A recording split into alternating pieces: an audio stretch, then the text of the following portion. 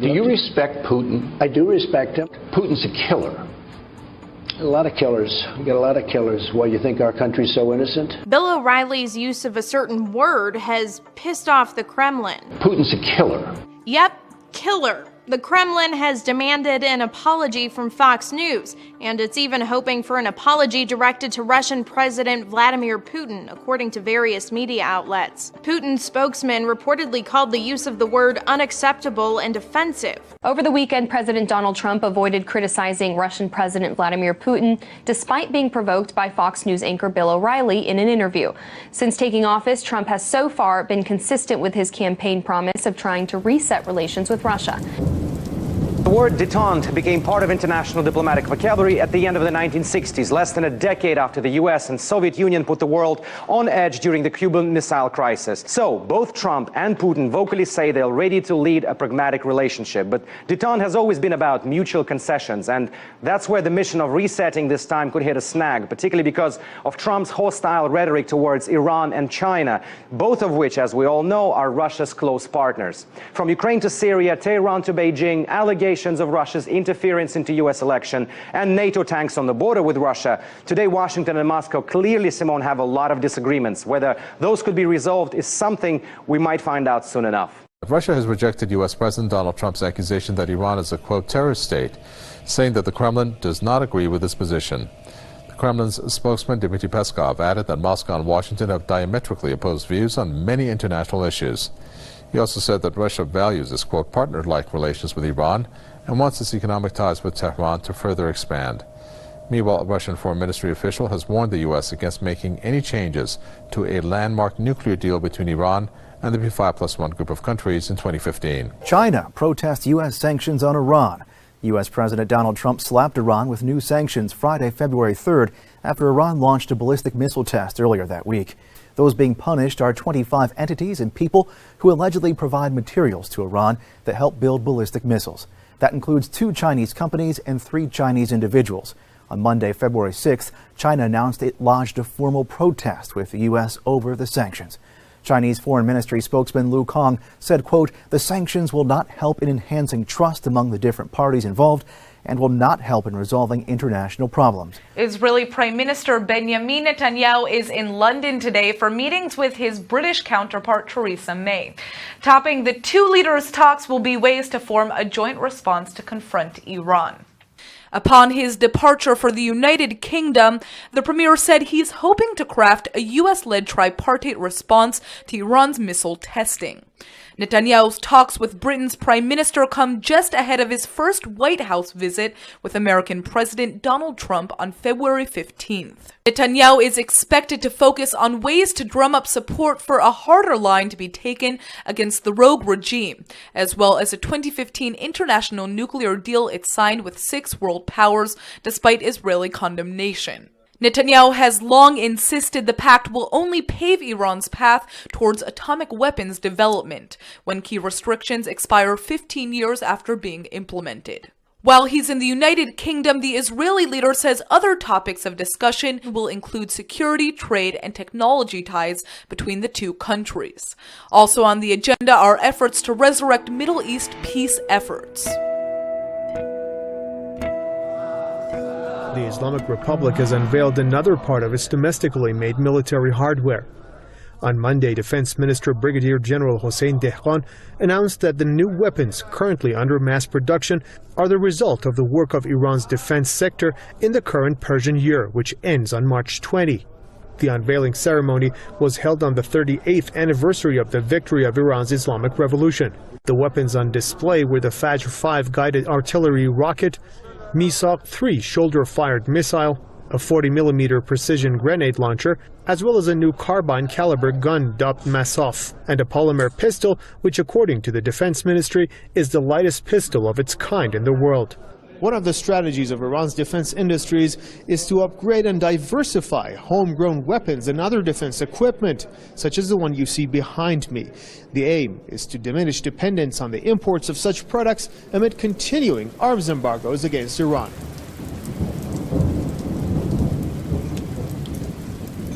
Russia, Turkey, and Iran meet to discuss details of a fragile Syrian ceasefire agreement.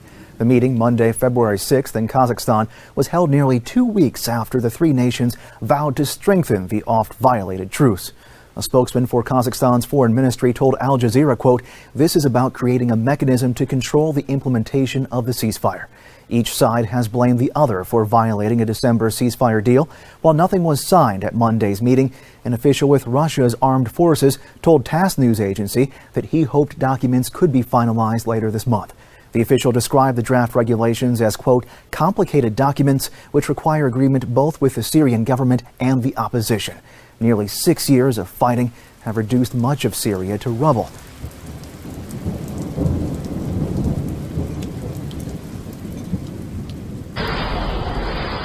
A Fox News alert and a bit of saber rattling by China. This just a couple of days after the U.S. Defense Secretary James Mattis was in Tokyo saying that the U.S. would defend Japan's claim to what are called the Senkaku Islands. Well, just today, China sailed 3 of its warships past the Senkaku Islands. It claims them itself, as does the island of Taiwan. They are disputed. The United States believes that Japan has the legitimate claim. Now China has sailed its warships through Japanese waters, territorial waters, and past these Senkaku Islands. This again against the backdrop of Secretary James Mattis, who was in Tokyo a couple of days ago, saying that the U.S. would defend Japan's claims. We'll certainly keep an eye on this very interesting and developing story. The U.S. and Japan conducted a successful missile interception test, shooting down a medium-range ballistic missile from high above the Earth. On Friday, February 3rd, USS John Paul Jones successfully took out the target ballistic missile using its onboard Aegis missile defense system and an SM-3 Block 2A interceptor. The test, a joint exercise between the U.S. and Japan, took place off the west coast of Hawaii, while no information on the duration or trajectory of the flight was given. The Aegis system is designed to intercept a ballistic missile around the middle of its flight, when the missile is at its highest point above the Earth. Vice Admiral Jim Sring, director of the Missile Defense Agency, called the test a critical milestone, adding that the system, quote, will ultimately improve our ability to defend against increasing ballistic missile threats around the world. Security forces are searching southern Israel for the remnants of a missile shot into the state by terrorists in Gaza this morning. As a Hamas spokesperson vowed, there will be an even greater escalation of violence in the near future. Fortunately, no Israelis were hurt in the attack. The Israeli army immediately retaliated by firing tank rounds at Hamas targets in the northern Gaza Strip. The latest outbreak of terrorist shelling comes as a senior defense official is warning that the Islamist group has been able to completely restock its weapons arsenal and restore its fighting abilities, left depleted in its 2014 conflict with Israel. A spokesperson for the terrorists' military wing is declaring today that the level of Israeli concern proves Hamas's success during the 50 days of fighting.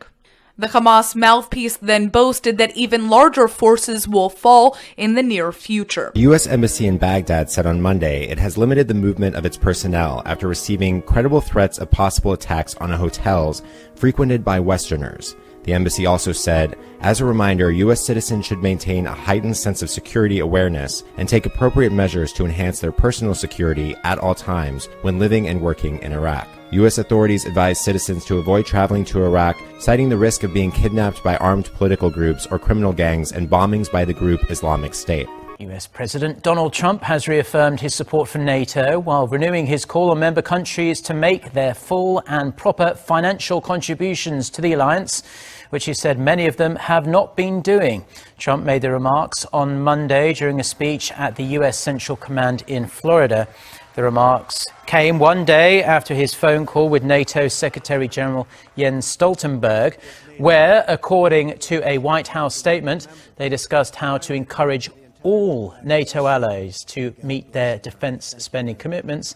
NATO members are expected to spend 2% of their GDP on defense, but only 5 of 28 countries have actually met that goal in the past few years. President Trump also agreed to meet with his counterparts at a NATO summit in Europe in May. Radical Islamic terrorists are determined to strike our homeland. It's gotten to a point where it's not even being reported. And in many cases, the very, very dishonest press doesn't want to report it.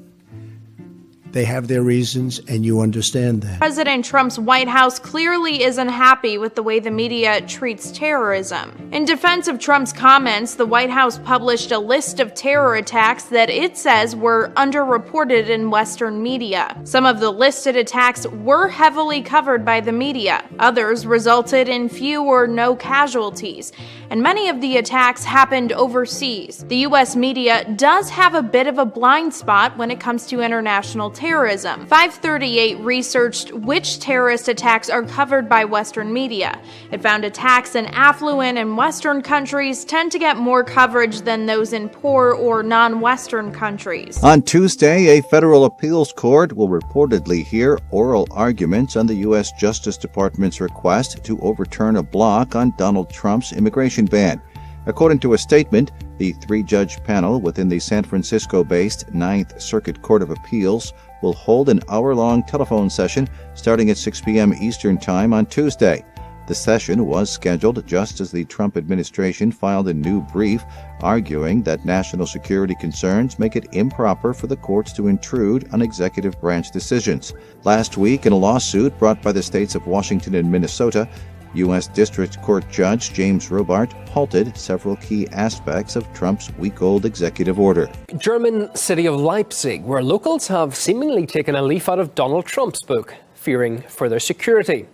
Residents of one apartment complex have put up a 1.5-meter high fence as a refugee shelter is being built across the street from them. And the barrier's erection, well, it wasn't cheap, costing around €20,000. Building fences and walls, of course, have been deemed a short-term solution for some across Europe as the continent continues to struggle with the huge influx of migrants.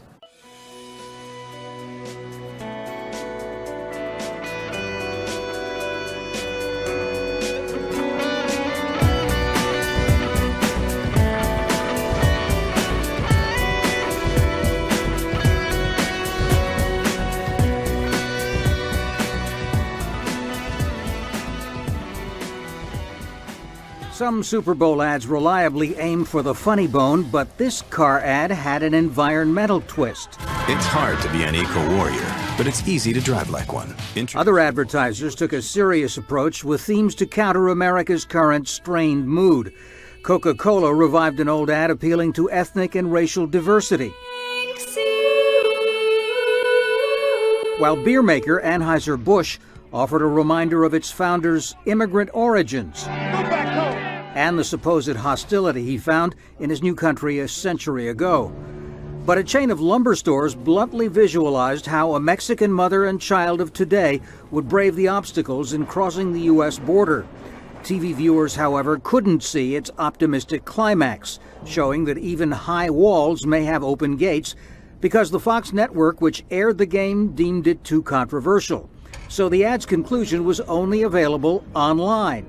The company that helped produce it says it was money well spent. The fact that we're having this discussion about the ad and about 84 Lumber is certainly one positive attribute of doing a Super Bowl ad. And then the second thing is that, people will hopefully see the message and say, I want to work for a company like that. I want to be associated with a company like that. While Airbnb, the shared lodging business, was able to place a last-minute commercial in direct response to the Trump administration's travel restrictions on immigrants and refugees. Several Super Bowl ads focused on diversity, acceptance, and immigration. But Airbnb took it a step further, turning its ad into action by pledging short-term housing for people in need. On Sunday, the company launched a campaign to help 100,000 people over the next 5 years, starting with refugees, disaster survivors, and workers in disaster areas. This campaign comes on the heels of President Donald Trump's immigration ban. Hours after that ban was signed, Airbnb's CEO tweeted that the company would provide free housing to refugees and anyone not allowed in the U.S. Posters criticizing Pope Francis have been seen all over Rome throughout the weekend. The signs ask the Pope, "Where's your mercy?" It's meant to suggest that the pontiff is too liberal and not in line with traditional Catholic values. Now, 7% of priests in Australia's Catholic Church were accused of sexually abusing children, Between 1950 and 2010, Cardinal Pell has been accused of sexual offences for a second time, but has constantly denied the allegations. The abuse allegedly took place in more than 1,000 Catholic institutions. According to the report, nearly 4,500 people, mostly children, were abused between 1980 and 2015. On Monday, Julian Assange took to Twitter to ask the UK and Sweden to restore his freedom. The WikiLeaks founder has taken asylum in the Ecuadorian embassy in London for over 4 years in order to avoid legal troubles with the US, Sweden, and the UK. If he were to leave the embassy, Assange would likely be arrested by British police and extradited to Sweden for prosecution. A year ago, the UN declared that the UK and Sweden were acting unlawfully by depriving Assange of his freedom. In Venezuela, where an estimated 110,000 people in 2015 were living with HIV, a shortage of critical medicines, including life-saving anti-HIV drugs, threatens a country already in crisis.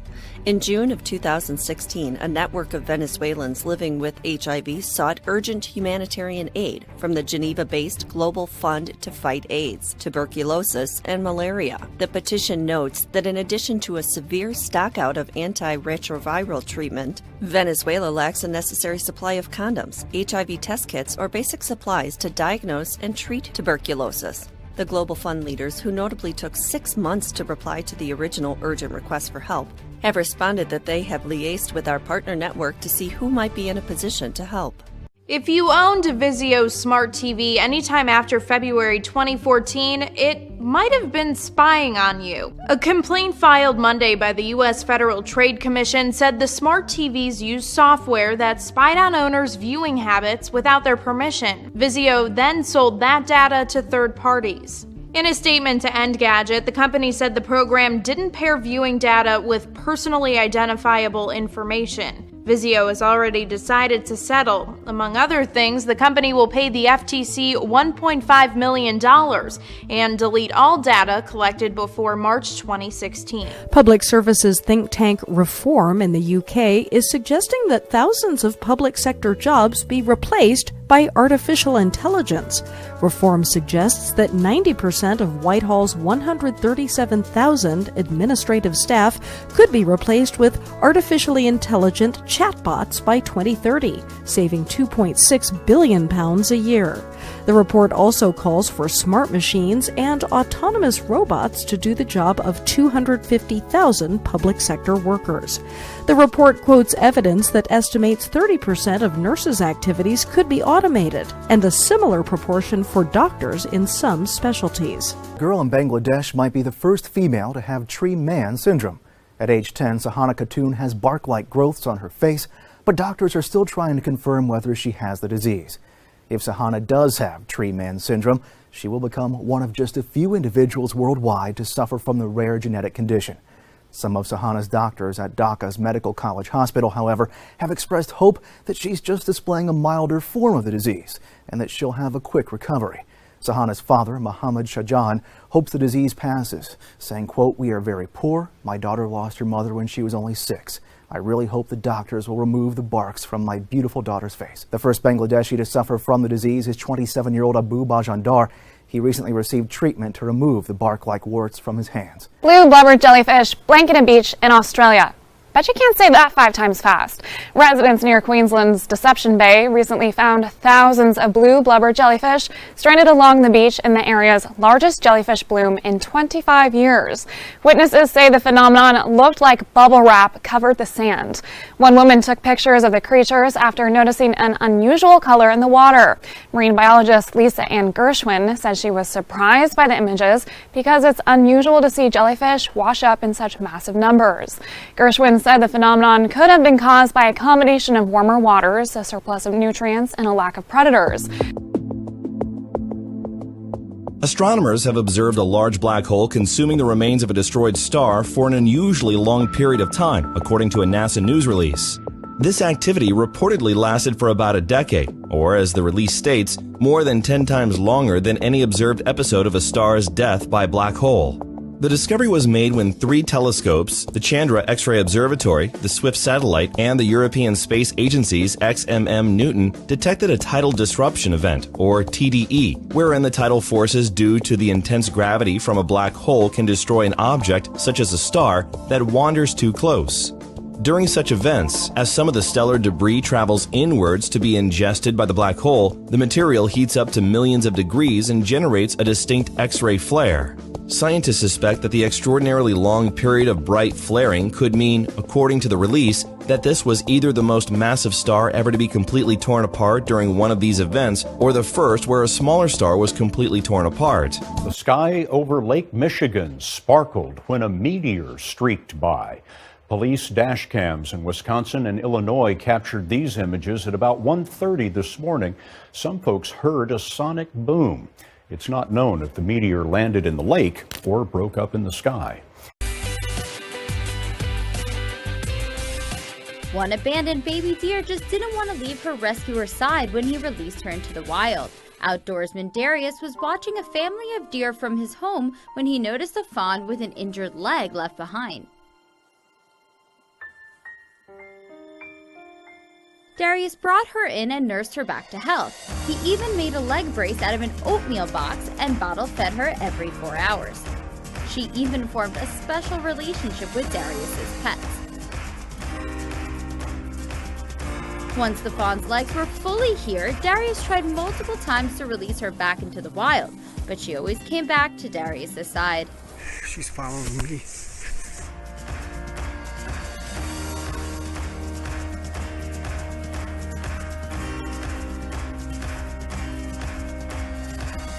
Until one night when the deer spotted her mom and rejoined her family.